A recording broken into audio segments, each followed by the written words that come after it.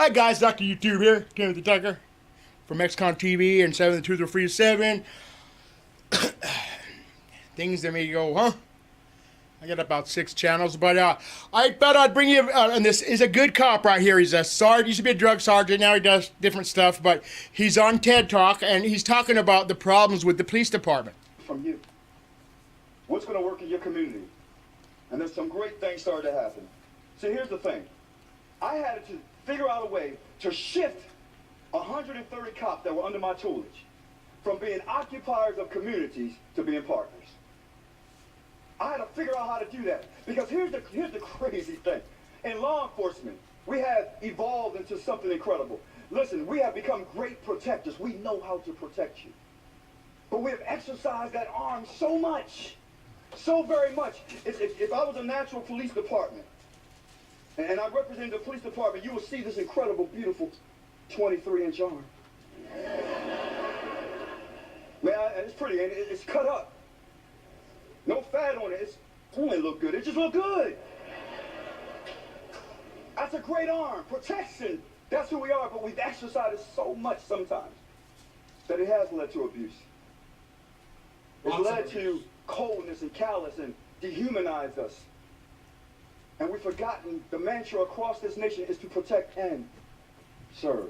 Y'all don't know that? Protect and serve. So you look at the other arm, and then you look at it, and there it is. You know, it's kind of weak. It looks sickly. It's withering and it's dying. Because we've invested so much in our protective arm. But we forgot to treat our communities like they're our customers. Like they're our sons and our daughters, our brothers and our sisters, our mothers and our fathers. And so somehow along the way, we've gotten out of balance. And because we are a proud profession, it is very hard for us to look in the mirror and see our mistakes. It's even harder to make a change. And so, as I try to hurry and get through this, I need to say this. It's not just law enforcement, though.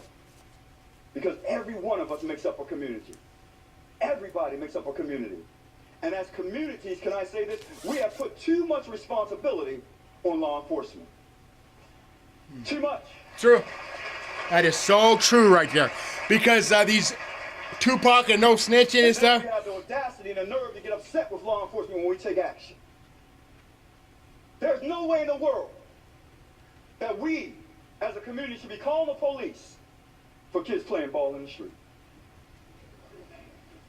No way in the world that we should be calling the police because my neighbor's music's up too loud, because his dog came over to my yard and did a number 2 and a number 1. There's no way we should be calling the police. But we have surrendered so much of our responsibility. So much of the, listen, when I was a little boy coming up in Baltimore, and listen, we played rough in the street. I ain't never see a police come and break us up. You know who came? It was the elders. It was the parental figures in the community. It was those guardians. It was that village mentality. They came and said, stop that and do this and stop that. We had mentors throughout all of the community. So it takes all of us. All of us. And when I say community, I'm talking about everything that makes up the community. Even, listen, because I'm a preacher, I'm very hard on the churches. Because I believe the churches too often have become MIA, missing in action. I believe they have shifted over the last 10, 20 years from being community churches where you walk outside the door, around the corner, and you're in church. They've shifted from that and they became commuter churches.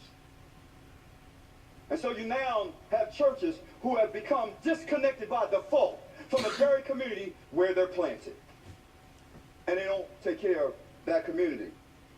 I could go on and on, but I really need to wrap this up. Community and policing. We've all lost that precious gift, and I call it relational equity. We've lost it with one another. It's not somebody else's fault. It's all of our fault. We all take responsibility in this. But I say this, it's not too late for all of us to build our cities and this nation to make it great again. It is never too late. It is never too late.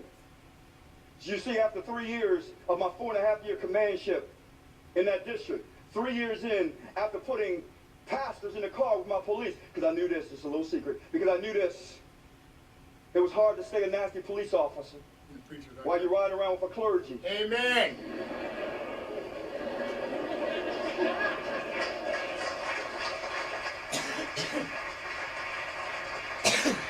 And that's You know, you be getting in and out of the car, looking to your right, talking about, Father, forgive me for I've sinned all day long. You can't do it.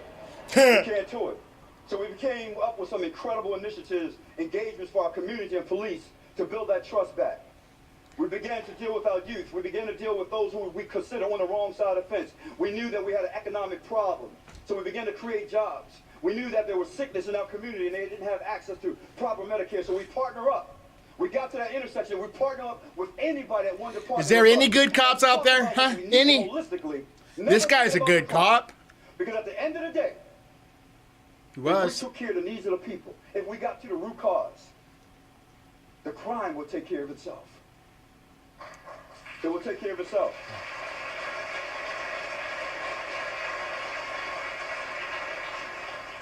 And so, after 3 years of a 4.5-year stint, we looked back and we looked over and found out that we were at a 40-year historical low.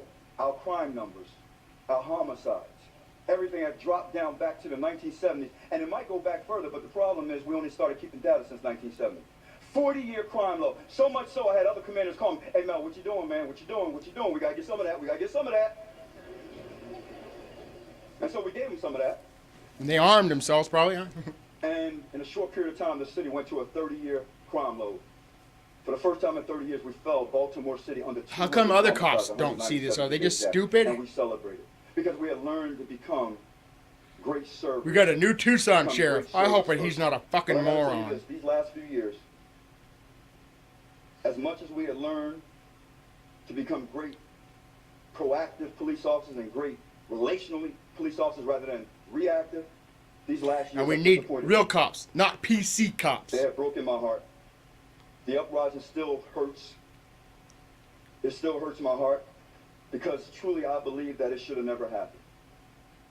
I believe it should have never happened if we were allowed to continue along the vein that we were in, servicing our community, treating them like human beings, treating them with respect, loving on them first.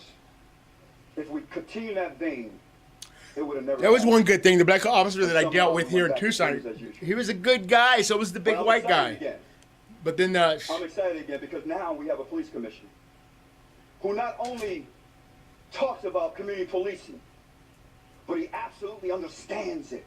And more importantly, he embraces it. So I'm very excited now. Listen, I'm excited about Baltimore today because we, as many cities, I believe, shall rise from the ashes. I believe, I truly believe, that we... I think in Tucson, we could change too, for the better. That cops will pull over people that need to get pulled over and not homeless people sitting on the sidewalk. Once we meet, we now got to get on the same path for the same goals. And this city will become great again. This nation will become great again because we have the same goal. We all want peace. We all want respect from one another. We all want love. And I believe we're back on that road. And I'm so excited about it. So listen, I thank you for giving me a few minutes of your time. God bless you all. God bless you.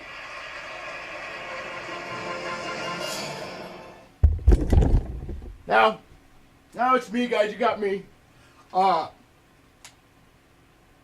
Now, police department, do your job in the community. You know what I mean? I don't know if you can see me or not. We'll see. But I've seen the things that you do. I called the cops about stuff that happened.